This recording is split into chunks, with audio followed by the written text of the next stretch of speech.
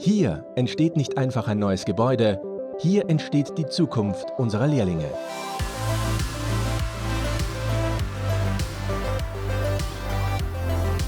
Mit der neuen Lehrwerkstätte in Linz setzt Bilfinger auf eine moderne Ausbildung direkt vor Ort, wie bereits erfolgreich an anderen Standorten.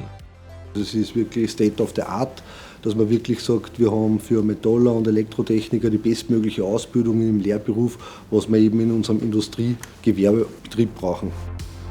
Wir bei Bilfinger bilden unterschiedlichste Lehrberufe aus in den Bereichen Metalltechnik, Elektrotechnik, Werkstofftechnik sowie Kälteanlagentechnik.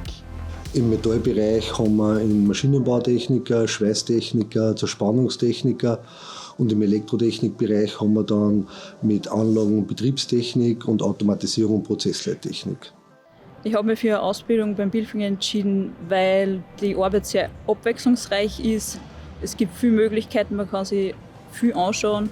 Man sieht eigentlich jeden Tag wieder was Neues, man lernt jeden Tag Neues dazu. Ich bin durch die Empfehlung von einem Bekannten auf die Firma aufmerksam worden. Ich war da schnuppern, habe mir die Firma angeschaut und mir hat es richtig taugt. Das Arbeitsklima bei der Firma Bilfinger ist ausgezeichnet. Also wenn du Fragen hast, Anliegen, ist jetzt wurscht ob privat, Schule, kannst immer zu jedem gehen, die helfen dir weiter. Man lernt einfach ziemlich viel Praktisches, wenn man mit draußen auf die Baustellen ist. Benefits, da gibt es einige, zum Beispiel das Jugendticketnetz, dass du gratis in die Arbeit fahren kannst oder bei Berufsschule. Das Essen in der Kantine wird im ersten und zweiten Lehrjahr gezahlt und im dritten und vierten kriegt man einen Zuschuss. Und in der Berufsschule, wenn man da einen ausgezeichneten Erfolg hat, dann kriegt man da auch dementsprechend einen Zuschuss.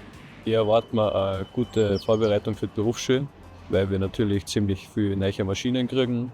Also beim Bilfinger in puncto Ausbildung ist das beste das Ausbildungszentrum, das was wir jetzt bauen, wo wir wirklich in-house unsere Lehrlinge jetzt selber ausbilden können im Metall- und Elektrotechnikbereich und in die Kompetenzen, was wir weiter brauchen dann als Fachkräfte oder Führungskräfte für die Zukunft. Komm jetzt in unser Team.